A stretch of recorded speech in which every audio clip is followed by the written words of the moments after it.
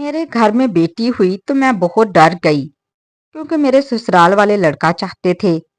تبھی میں نے ایک نرس کو پیسے دے کر بچہ تبدیل کروا لیا اور اپنی بیٹی کی جگہ ایک بیٹا لے کر آ گئی۔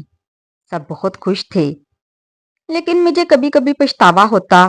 یوں ہی وقت گزرتا رہا کہ اچانک ایک دن ہمارے گھر 15 سالہ لڑکی ملازمہ کے روپ میں آئی۔ اسے دیکھ کر میں ٹھٹک گئی اور جب اس کی کہانی سنی تو چیخیں نکل گئیں کیونکہ وہ لڑکی، میں اس لڑکی کو دیکھ کر بہت حیران ہوتی تھی کیونکہ وہ ایک بے حد خوبصورت لڑکی تھی اور بات کرنے کے انداز سے بھی معلوم ہوتا تھا کہ وہ ایک پڑھی لکھی اور باشعور لڑکی تھی۔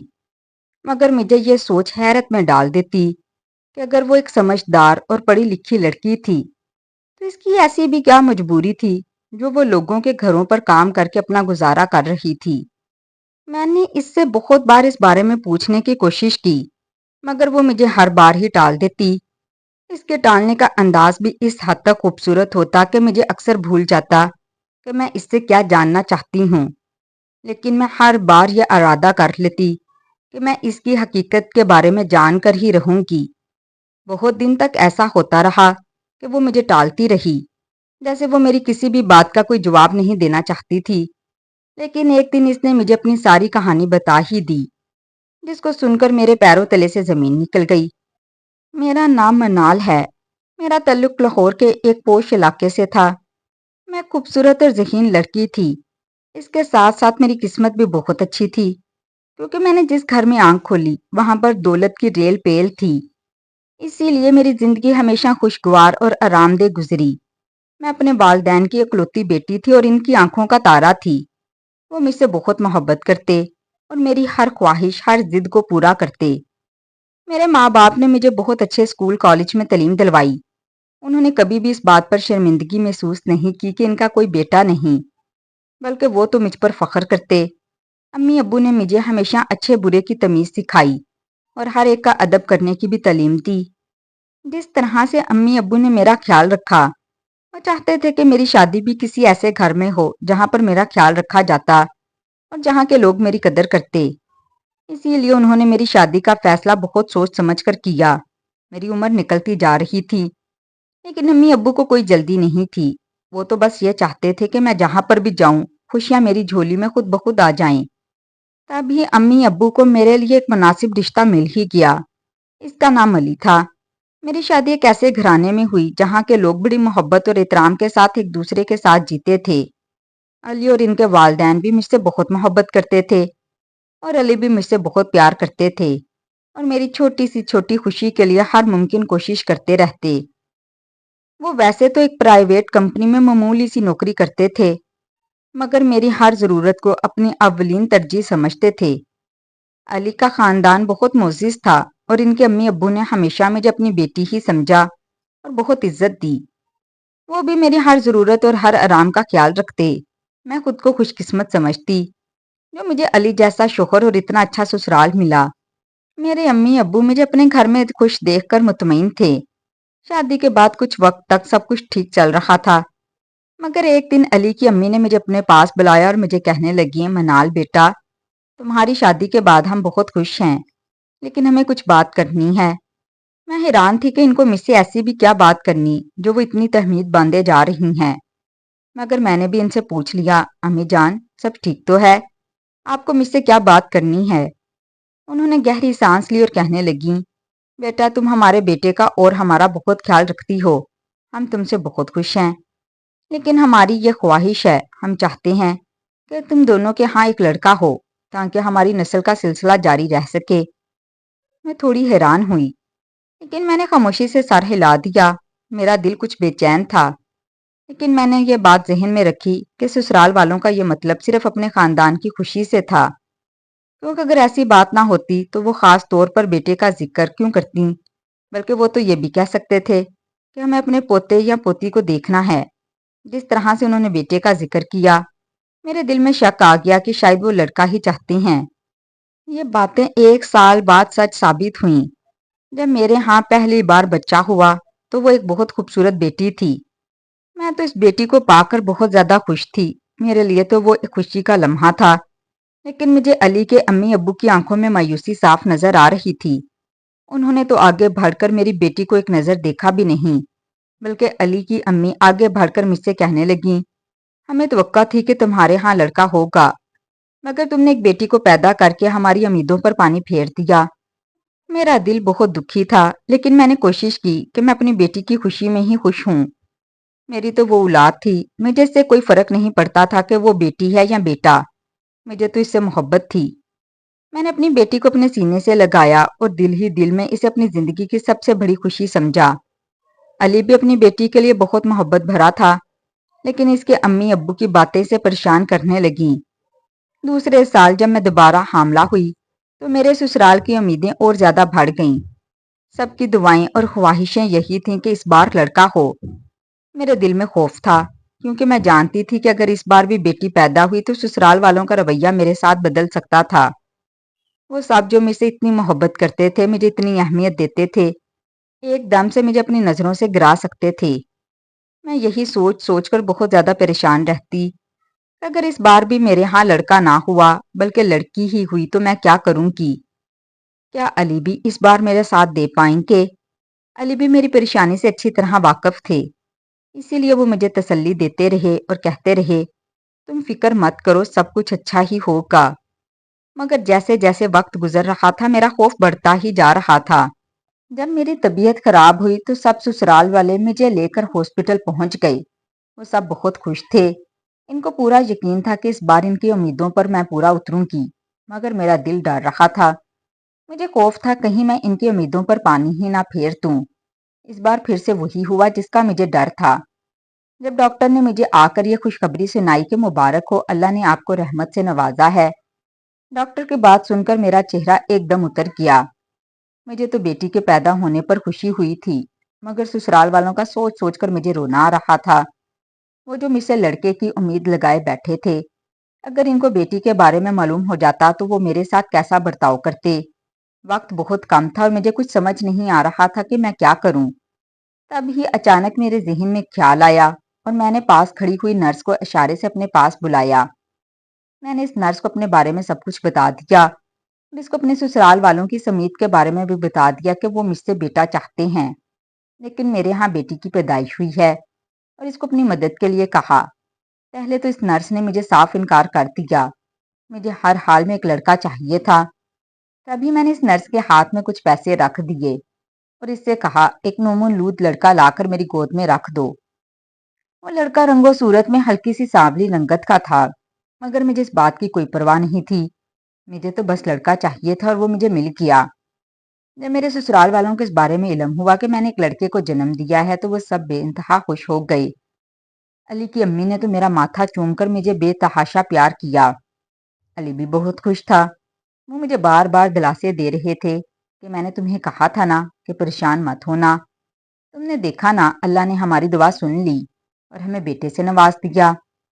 مگر میرے دل میں طرح طرح کے وسوسے آ رہے تھے۔ میں باقی سب سے تو جھوٹ بول سکتی تھی، مگر علی کو میں حقیقت سے لا علم نہیں رکھنا چاہتی تھی۔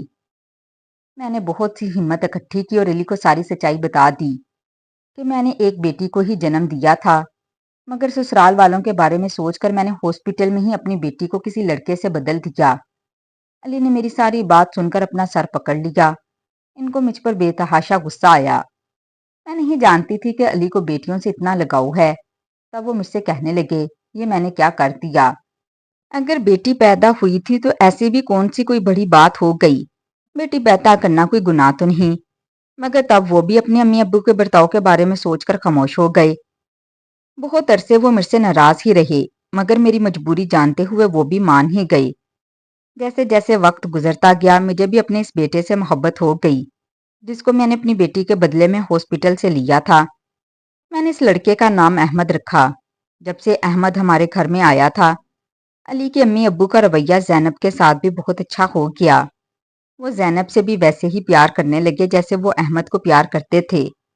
ان کا بدلتا ہوا رویہ دیکھ کر میں سوچتی کہ دنیا کو بیٹوں سے اتنا ہی لگاؤ ہوتا ہے، جبکہ ہر مشکل میں تو ساتھ بیٹیاں ہی نبھاتی ہیں۔ مگر یہ اس ظالم دنیا کی ایک تلخ حقیقت ہے جس کا مجھے سامنا کرنا ہی تھا۔ بہت سال گزر گئے، میرے دونوں بچے بڑے ہو گئے۔ تب میں نے گھر میں ایک ملازمہ رکھی کیونکہ مجھ سے سارے گھر کے کام نہیں ہوتے تھے۔ علی نے میری بات مان لی اور مجھے ایک کم عمر بچی لا کر دے دی جو سارا دن میرے ساتھ ہی رہتی اور میرے ساتھ گھر کے کاموں میں مدد کرتی۔ اس کم عمر لڑکی کا نام آمنہ تھا، وہ بھی لگ بھگ احمد کی ہی عمر کی تھی۔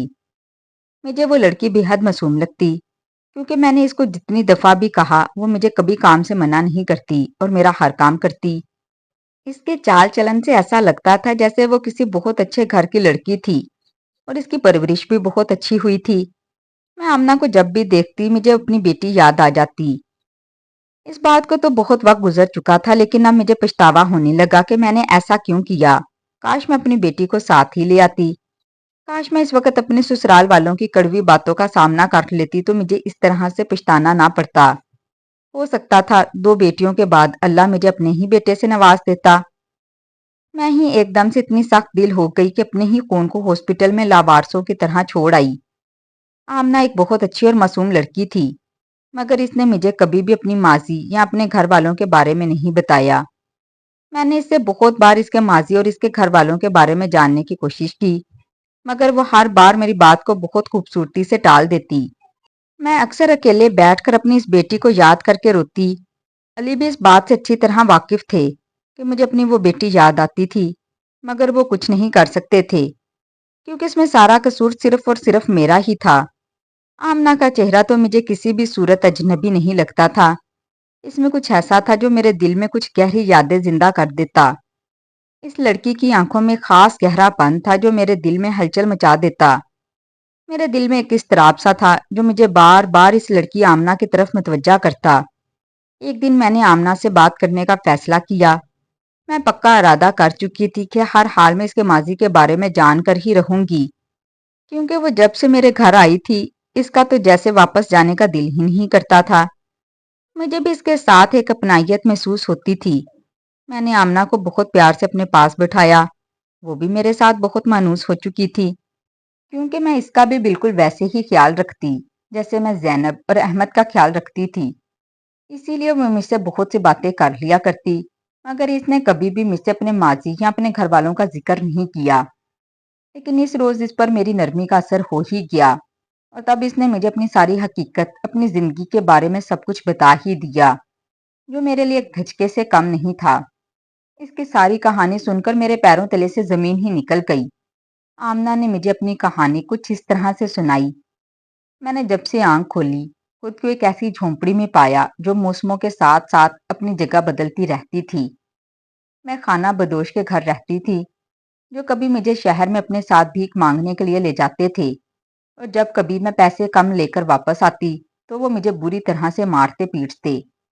مجھے یقین ہی نہیں آتا تھا کہ وہ میرے ماں باپ تھے۔ اگر وہ میرے ماں باپ ہوتے تو میرے ساتھ ایسا سلوک نہ کرتے۔ میں چھپ چھپ کر روتی رہتی۔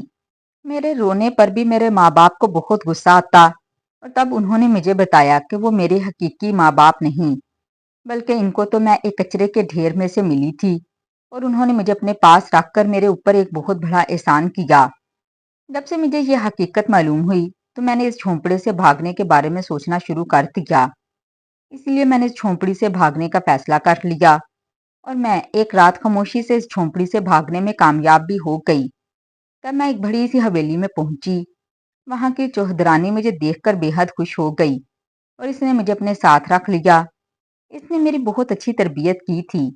وہ مجھے مہنگے مہنگے کپڑے پہناتی، میری ہر خواہش اور ضرورت کا خیال رکھتی۔ لیکن جیسے ہی میں جوان ہوئی تو اس کا میرے حوالے سے ارادہ بدل کیا۔ اس کی نیت میرے بارے میں خراب ہونے لگی۔ وہ مجھے کسی کو بیچنا چاہتی تھی۔ مجھے اس بارے میں علم ہو گیا تو میں اس عورت سے نظر بچا کر بھاگ گئی اور ایک ہاسٹل میں رہنے لگی۔ مگر میری تعلیم اتنی زیادہ نہیں تھی کہ میں کوئی اچھی نوکری کر کے اپنا خرچہ پورا کر سکتی۔ اسی لیے میں نے کام کی تلاش میں ادھر ادھر پھرنا شروع کر دیا کیونکہ پیٹ بھرنے کے لیے تو مجھے کچھ نہ کچھ کرنا ہی تھا مگر مجھے کوئی کام نہیں ملا۔ تب میں نے لوگوں کے گھروں میں کام کرنا شروع کر دیا اور اس کچھ عرصے بعد مجھے آپ کا گھر ملا اور یہاں پر مجھے وہ پیار اور اپنائیت ملی جو مجھے کبھی بھی کہیں سے نہیں ملی۔ اسی لیے میں نے آپ کو کبھی بھی اپنے ماضی کے بارے میں یا اپنے ماں باپ کے بارے میں کچھ نہیں بتایا کیونکہ میں جانتی ہی نہیں ہوں کہ میرے ماں باپ کون تھے۔ میں کہاں پر پیدا ہوئی؟ میں اپنے بارے میں کچھ بھی نہیں جانتی۔ میرا ماضی تو میرے لیے ایک گمنام حقیقت ہے۔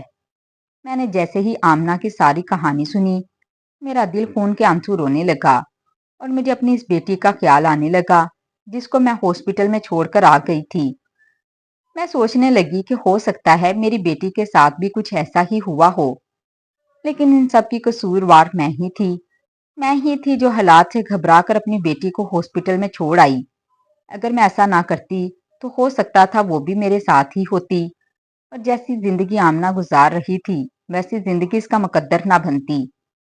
مجھے اس بات کا تو یقین تھا کہ میری اس بیٹی کے نصیب میں بھی خوار ہونا ہی لکھا ہوگا، کیونکہ وہ بدقسمت بیٹی تھی جس کو اس کی اپنی ماں نے ہی اپنانے سے انکار کر دیا، تو باقی زمانہ اس کو کیسے قبول کرتا؟ میرے دل میں احساسات کی ایک خوفناک لہر دوڑ گئی۔ مجھے سمجھ میں آ رہا تھا کہ میرا یہ عمل کتنا غلط تھا اور میں نے اپنی بیٹی کو کس طرح ایک جھوٹے اور غیر قدرتی زندگی میں جینے پر مجبور کر دیا۔ اس لمحے میرا دل بھر آیا اور میں نے فیصلہ کر لیا کہ میں اپنی اس بیٹی کو ضرور ڈھونڈوں گی۔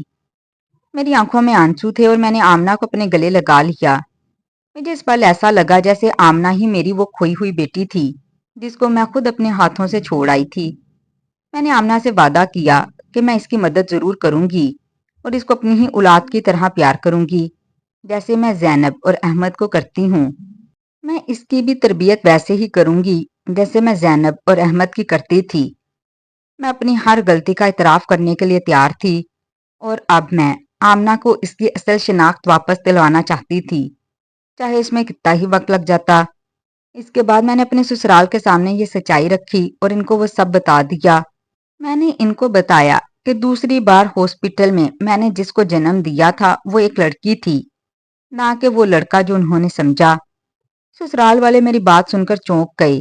اس وقت میں نے ان سے بھلائی کی توقع رکھی تھی کہ شاید وہ مجھے اور آمنہ کو قبول کر لیں۔ میرے سسرال والے میری سچائی سن کر سکتے میں آ گئے۔ علی کی امی کی آنکھوں میں حیرت، غصہ اور شرمندگی کے ملے جلے جذبات تھے۔ وہ خاموشی سے زمین پر بیٹھ گئیں جیسے ان کے پاس کچھ کہنے کو ہی نہیں تھا۔ علی نے میرے ساتھ دینے کی کوشش کی لیکن ان کی آواز میں بھی ہچکچاہٹ تھی۔ میرے دل میں ایک طوفان اٹھ رہا تھا۔ میں نے اپنی بیٹی کو کھو دیا اور اب یہ جھوٹ جو سالوں سے میری زندگی کا حصہ تھا سب کے سامنے عیاں ہو چکا۔ تب علی کی امی مجھے کہنے لگیں، منال، یہ سچائی بہت کڑوی ہے، لیکن تم نے یہ قدم کیوں اٹھایا؟ تم جانتی ہو ہم بیٹیوں کے خلاف نہیں، لیکن ہماری خواہش ایک وارث کی تھی۔ ہو سکتا ہے ہمارا رویہ تمہارے ساتھ بدل جاتا، لیکن وقت اور حالات کے ساتھ ساتھ سب کچھ ٹھیک ہی ہو جاتا۔ میں نے کہا، امی میں جانتی ہوں میرا یہ فیصلہ غلط تھا، لیکن میں اس وقت کمزور تھی۔ میں آپ کی امیدوں پر پورا اترنے کے لیے اپنی بیٹی کو قربان کر بیٹھی۔ اب یہ پچھتاوا مجھے ہر پل کھائے جا رہا ہے۔ کمرے میں گہری خاموشی چھا گئی۔ علی کی امی نے مجھے گلے سے لگایا اور کہنے لگیں، جو ہو گیا اسے بدلا تو نہیں جا سکتا، لیکن ہم آمنہ کو اس گھر میں قبول نہیں کر سکتے۔ ہم نہیں جانتے کہ وہ تمہاری بیٹی ہے بھی یا نہیں۔ یہ الفاظ میرے دل پر چھری کی طرح لگے۔ میں نے آمنہ کو گلے لگا کر کہا، چاہے آپ لوگ قبول کریں یا نہیں، آمنہ میری بیٹی جیسی ہے۔ میں اسے اس گھر میں اپنی بیٹی کے طور پر رکھوں گی۔ تب علی نے بھی میرا ساتھ دیا۔ وہ بھی میرے ساتھ آ کھڑے ہوئے اور کہنے لگے، امی اگر منال نے غلطی کی تھی تو ہم اسے سزا نہیں دے سکتے۔ آمنہ تو بے قصور ہے۔ اگر ہم نے اسے دھتکارا تو یہ اور بھی بڑا ظلم ہوگا۔